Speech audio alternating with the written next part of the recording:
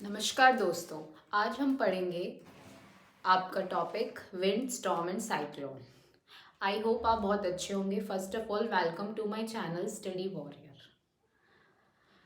आज का सेशन में हम बहुत इंटरेस्टिंग टॉपिक पढ़ेंगे आपका, जो है आपका विंड स्टॉर्म्स एंड साइक्लोन। आपने देखा होगा जो एयर है, हमने जब एयर का चैप्टर पढ़ा था तो air is a mixture of the gases. हम जहाँ पे अर्थ पे रहते हैं वहाँ पे चारों तरफ क्या है, आपकी एयर है। ठीक है, तो एयर क्या है, मिक्सचर है बहुत सारी गैसेस को।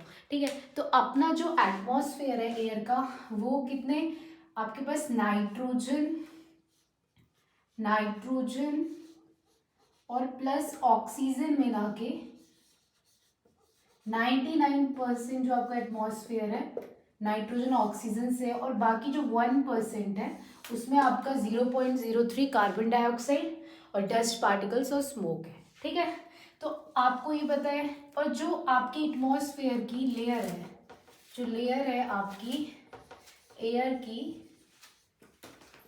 अबव द अर्थ, अर्थ के ऊपर, उसे हम कहते हैं आपका एटमॉस्फेयर। मैंने आपको बता दिया एयर के अंदर आपके पास जो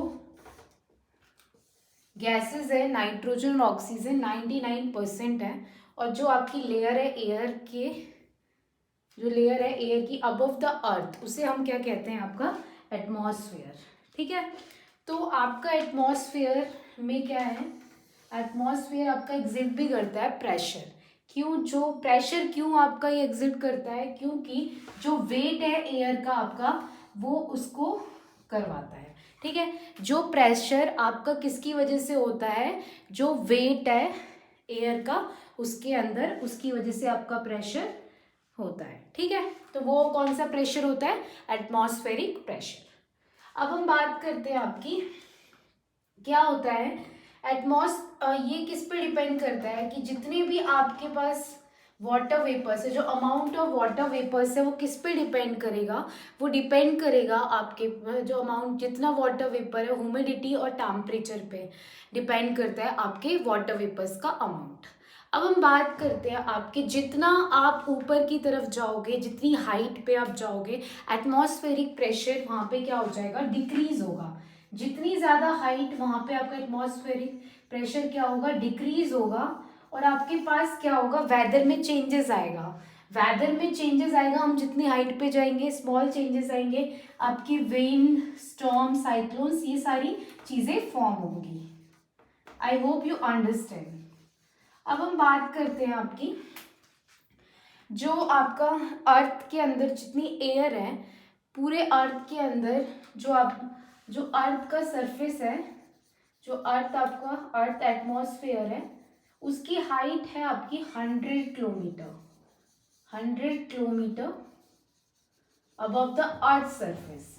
तो इसके अंदर ही आपके अंदर 10 किलोमीटर के अंदर ही आपकी एयर क्या है, प्रेजेंस है। 10 किलोमीटर ऑफ अर्थ सरफेस के अंदर आपकी एयर क्या है, प्रेजेंट है with in 10 kilometre.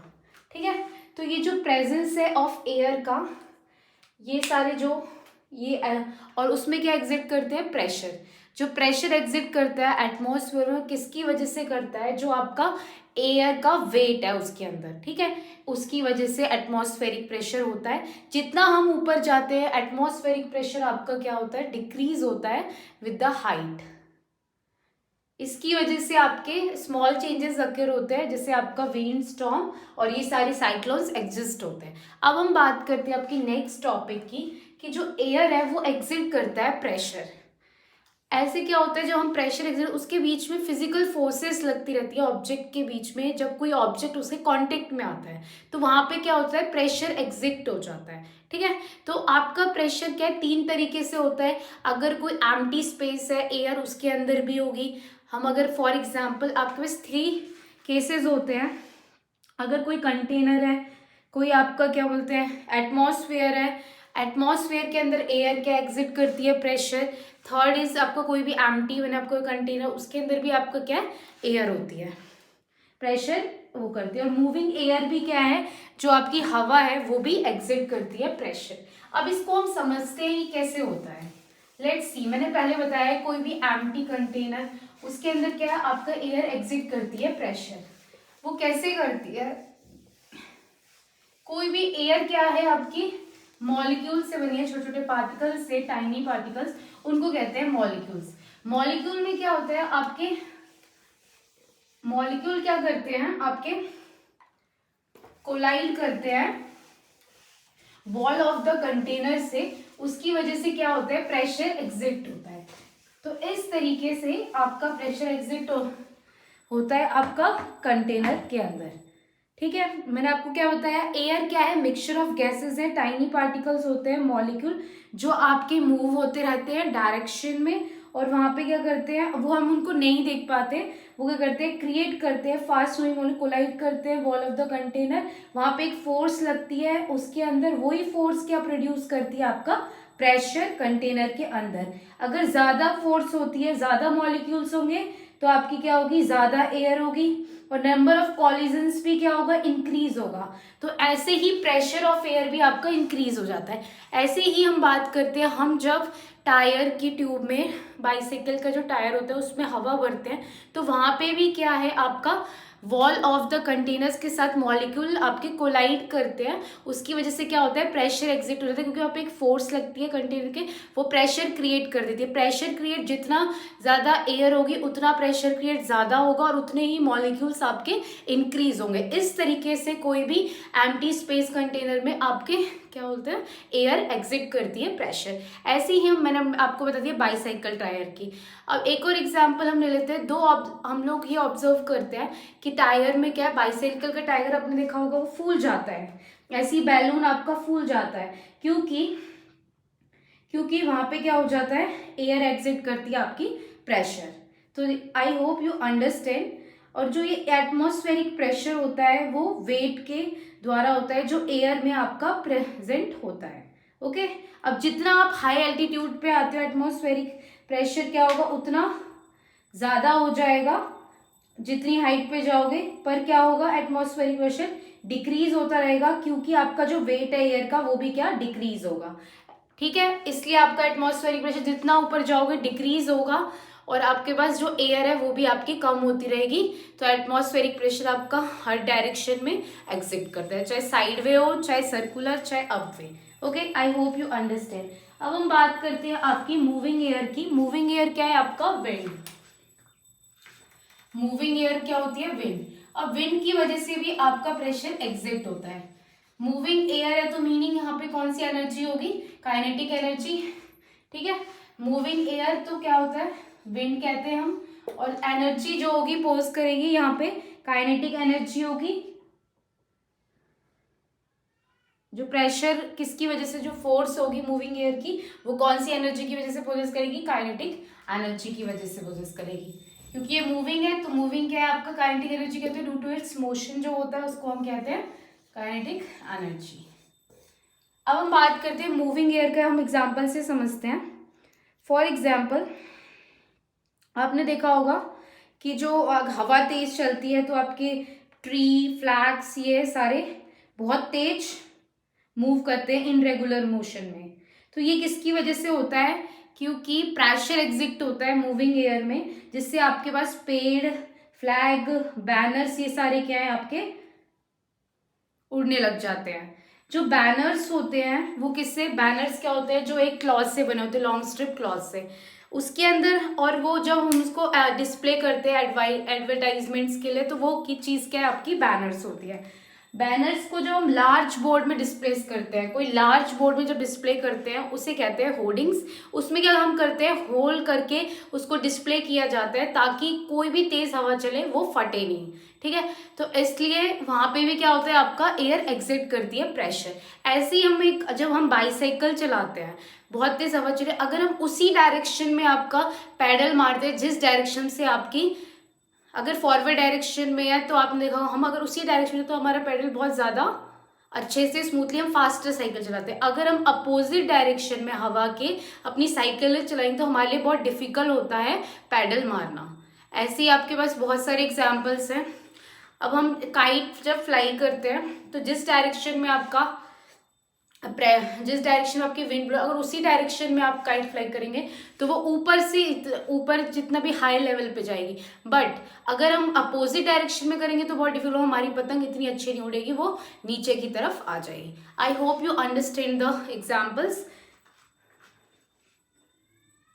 So wind जो ब्लो करती है सेम डायरेक्शन में तो ऑब्जेक्ट इजीली मूव करता है। अगर हमारा अपोजिट डायरेक्शन में मूव कराते हैं मोशन का तो बहुत ज्यादा ऑब्जेक्ट क्या हो जाता है, डिफिकल्ट हो जाता है। अब हम आपका कॉन्सेप्ट समझते हैं कि एयर जो हीटिंग में आपने पढ़ा होगा, एक्सपैंड, एक्सपेंशन जिसे बोलते हैं, और क्या बोलते हैं हम, कॉन्ट्रैक्शन। एक्सपेंशन और कॉन्ट्रैक्शन, एक्सपेंशन क्या होता है आपका, एक्सपैंड एक तरीके से। एयर हमारी जो, हम किसी एयर को जब हीट करते हैं वो एक्सपेंड हो जाती है, क्योंकि वहां पे वॉल्यूम क्या होता है, इंक्रीज होता है, और स्पेस भी क्या होता है, इंक्रीज होता है।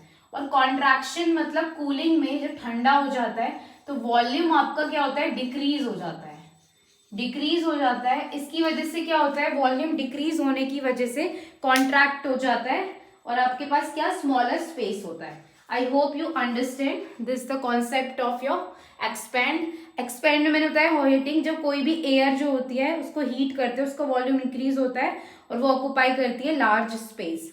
जैसे अगर हमने कोई ट्यूब ले ली, इसमें बैलून रखा, बैलून है ये, ठीक है, तो ये आपका जब ये बॉइल वाटर जब डालेंगे तो बैलून आपका एक्सपैंड मतलब फूल जाएगा, और जब ये जैसे ही कूल होगा आपका जो बैलून होगा वो पिघल जाएगा, डिफ्लेट हो जाएगा, ठीक है। पिघल जाए मतलब ये फूलेगा नहीं, इसके अंदर क्या होगा, कॉन्ट्रैक्शन हो जाएगा, क्योंकि वहां पे वॉल्यूम का डिक्रीज हुआ और स्मॉलर स्पेस, और एयर होती है हीटिंग पे एक्सपैंड हो जाती है, वॉल्यूम आपका क्या होता है, इंक्रीज, और बिगर स्पेस ऑक्यूपाई करता है। I hope you understand.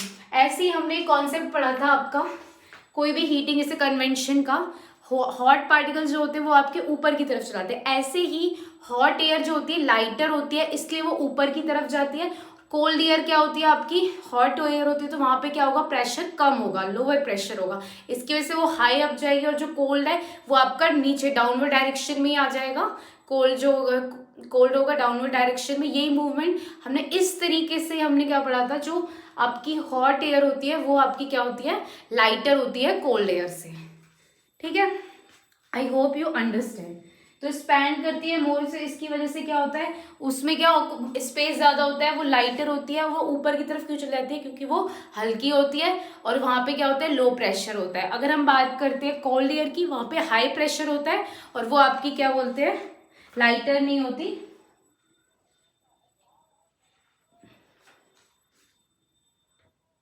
सो इसकी वजह से क्या है, आपका हवा चलती है और फॉर्मेशन होता है विंड का। I hope you understand. अब हम बात करते हैं आपकी how wind is produced. Wind कैसे प्रोड्यूस की जाती है, विंड कैसे प्रोड्यूस की जाती है, जो भी डिफरेंस आ जाता है आपका प्रेशर में, एटमॉस्फेरिक प्रेशर में, उसकी वजह से क्या होता है, आपकी विंड प्रोड्यूस्ड होती है। मूवमेंट विंड का कैसे होता है, किसकी वजह से होता है मूवमेंट विंड का, कि जो डिफरेंस आ जाता है एयर प्रेशर्स में दो रीजन के।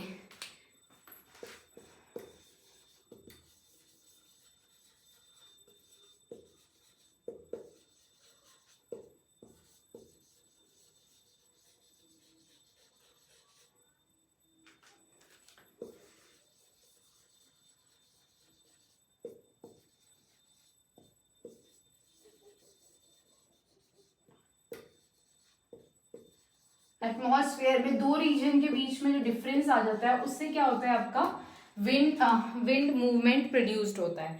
अब हम बात करते हैं आपकी दो रीजन्स की। अनइवन हीटिंग की वजह से क्या होता है, डिफरेंस होता है आपका प्रेशर्स में बिटवीन द दो रीजन के बीच में, जिसकी वजह से क्या होता है, आपकी विंड ब्लो कर जाती है, ठीक है। दो रीजन्स के बीच में एयर प्रेशर होगा, इसकी वजह से क्या होगा, wind movement across, wind movement क्या होगा आपका, प्रोड्यूस्ड होगा, ठीक है। अब ये समझते हैं, दो प्रेशर्स की बात करते हैं, ये किसकी वजह से होता है, अनइवन हीटिंग ऑफ आपके इक्वेटर और पोल्स की वजह से। अनइवन हीटिंग मींस मतलब क्या है, आपका कुछ एरिया आपके ठंडे होते हैं, कुछ क्या होते हैं, गर्म होते हैं। अब हम समझते हैं आपके अनइवन हीटिंग ऑफ क्या, इक्वेटर एंड पोल्स की बात करते हैं, ठीक है। इक्वेटर और पोल्स में क्या है, जो रीजन आपका क्या है इक्वेटर, जहां पे क्या होगा आपका जो रीजन पास है इक्वेटर के, तो वो तो क्या होगा आपका हॉट रीजन होगा।